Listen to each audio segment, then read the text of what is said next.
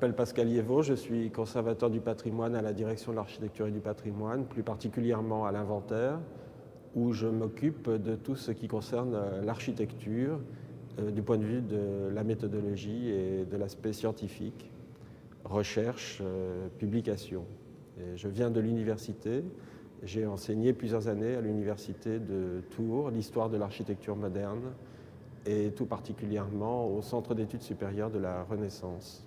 Je suis juriste au départ, j'ai donc très mal tourné en traversant la rue. J'étais rue d'Assas à l'université et je suis allé à l'Institut d'art de la rue Michelet où j'ai eu la chance d'atterrir dans un cours extraordinaire qui était donné par André Fermigier sur l'histoire de l'architecture de la Renaissance italienne. Et là, j'ai eu une sorte de révélation. Des grands architectes de la Renaissance comme Michel-Ange ou de périodes plus tardives, le XVIIe siècle, qui m'intéresse plus particulièrement, comme François Mansart, s'inscrivaient très délibérément dans une histoire de l'architecture. Pour François Mansart, c'est très clair, il se sentait l'héritier d'une certaine histoire de l'architecture française. Et il faut arrêter, si on le fait encore, d'opposer histoire de l'architecture et création architecturale. Et je compte beaucoup sur une institution comme la Cité de l'Architecture pour le faire.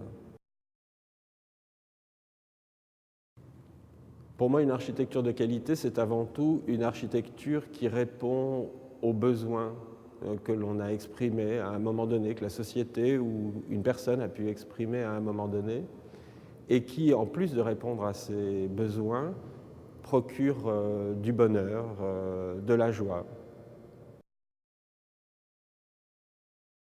Je crois qu'une visite à Versailles en compagnie de mon grand-père lorsque j'avais 7 ans a été tout à fait déterminante de ce point de vue-là. Et pour moi, le XVIIe siècle est resté à jamais la grande période de l'histoire de France. Et ce monument qu'est Versailles m'a semblé très concrètement représenter cette période.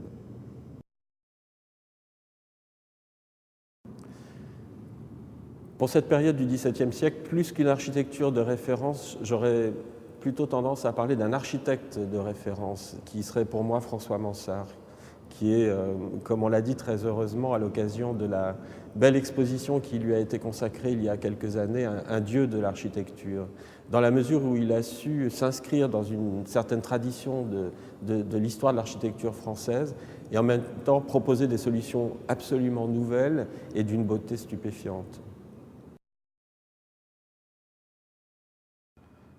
Mon coup de cœur, irait vers l'architecture rurale.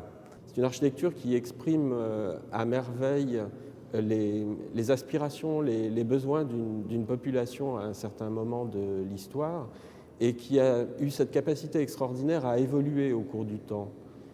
Et malheureusement, j'ai l'impression que nous vivons aujourd'hui une période de rupture où cette architecture n'est plus comprise parce qu'elle n'est plus habitée par les populations pour lesquelles elle a été créée.